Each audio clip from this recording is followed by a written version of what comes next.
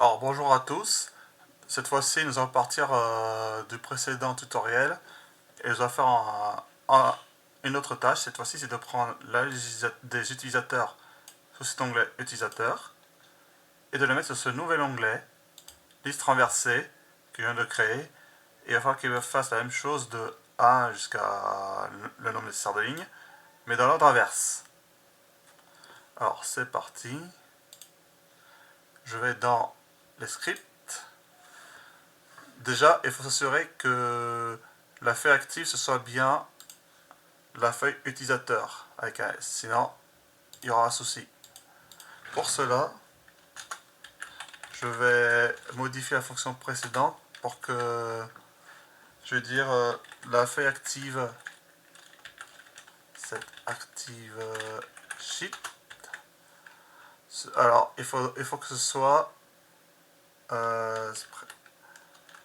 current sheet get. Il me semble que c'est get sheet by name. Et j'ai dit utilisateur avec une majuscule et un S.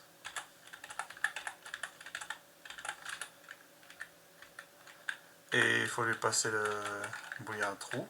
Comme ça, même si je ne me figure pas au départ dans l'onglet utilisateur, il va de lui-même aller dessus et la fonction sera toujours bonne parce qu'elle va opérer sur le bon onglet. Ensuite, eh ben, il suffit de faire une fonction qui se dirige vers l'onglet liste renversée et obtenir les utilisateurs et renverser tout ça. Alors, fonction, j'en ai utilisateur renversé. Bon, comme tout à l'heure, je mets liste utilisateur est égal obtenir les utilisateurs. Sauf que je vais renverser aussi. Voilà. Et ben, comme on l'a fait tout à l'heure, je vais dire, il faut que je tienne déjà la feuille courante. Je peux copier ça, plus ceci, ça va avoir le même effet. Et je dis que current sheet set active sheet current sheet get sheet by name.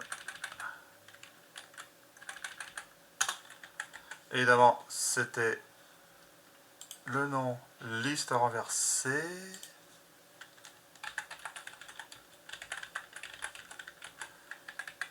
Je lui passe la valeur true en deuxième argument. Et je suis prêt à copier.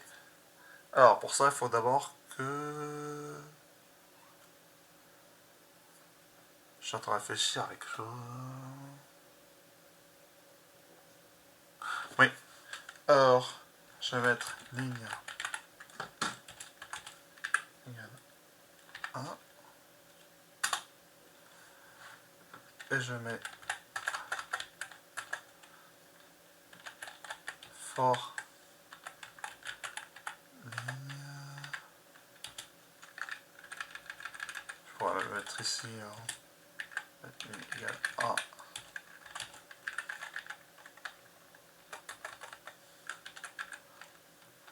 Je mets ligne inférieure ou égale à liste utilisateur length. Cette fois-ci, on démarre en Google Sheet, on démarre à 1, on démarre par 0, donc ça fait ou égal ici. Plus. Et il faut que je choisisse la bonne cellule. Alors c'est current sheet get range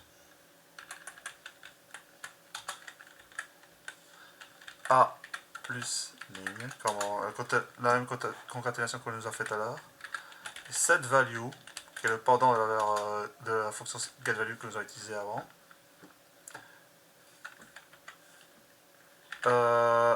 faut quand même que je récupère le nom avant. Concurrent user est égal à utilisateur ligne current user, et je pense que ça va être bon. Alors je crée un nouveau bouton pour cloner utilisateur renversé. Alors je vais me mettre sur pour tester la cohérence, je vais mettre sur l'autre onglet. Insertion dessin sous forme de bouton, et je unis cloner en inversé. Oh, voilà, il faut juste attribuer la fonction et il n'y a plus qu'à tester.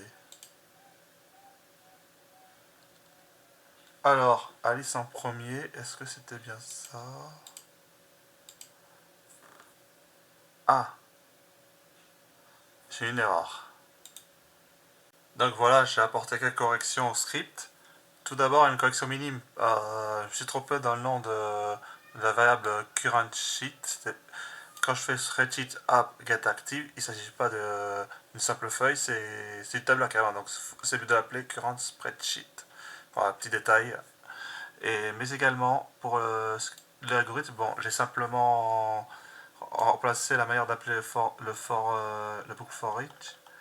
Au lieu d'appeler for avec une variable que j'initialise à 1, que je teste, où je teste la condition de boucle et que je incrémente de 1 à chaque fois, j'ai juste simplement utilisé la ligne for off comme avant, et que j'initialise la ligne 1 au départ, et dans la boucle for simplement je l'incrémente de 1. Voilà, je préfère faire cette manière là, et apparemment ça fonctionne mieux que ce que j'ai codé moi. Pour vous en rendre compte, regardez, je vais le faire. Colonne inversé. Et j'ai l'ensemble des éléments. D'ailleurs, j'ai oublié de retirer mon alerte ici. Je vais recommencer. Hein. Il n'y a qu'à regarder. Et voilà, ça fonctionne mieux déjà. Bien mieux. Nous avons 7 prénoms ici et 7 prénoms là. Voilà, c'est tout pour cette vidéo.